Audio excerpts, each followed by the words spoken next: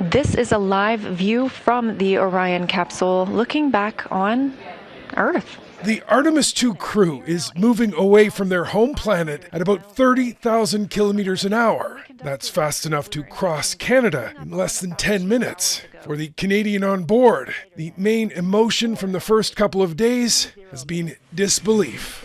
I really like it up here. I wish I could have got here sooner. It's just such a tremendous place to be. The views are extraordinary. It's really fun to be floating around, and it just makes me feel like a little kid. Good roll pitch. The crew says the trip to space was smoother than they expected. The largest rocket humans have ever ridden didn't shake as much as they thought it would. They're still settling in, finding it a bit colder than they'd like, but they found places to sleep in zero gravity that the mission commander says is somewhat comical.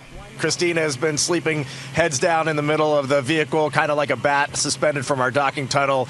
Victor's been up where Jeremy is right now. He's got a nice little nook wedged in there. And then Jeremy has been stretched out on seat one, and I've been sleeping under the displays just in case anything goes wrong. It's more comfortable than you would think.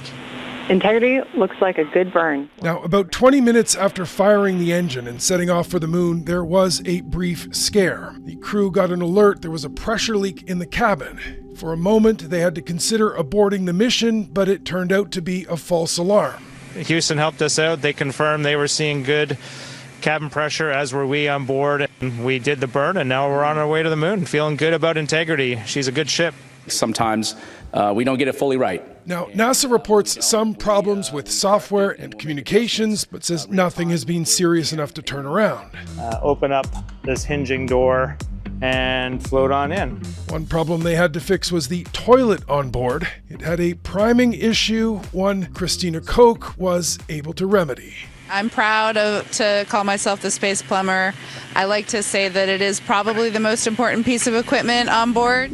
Now, the next couple of days are a little less busy for the astronauts while they're in transit for the moon. They'll pass around the far side Monday, lose communications with Earth for a time, and then swing around for the trip home. Mike Armstrong, Global News, Montreal.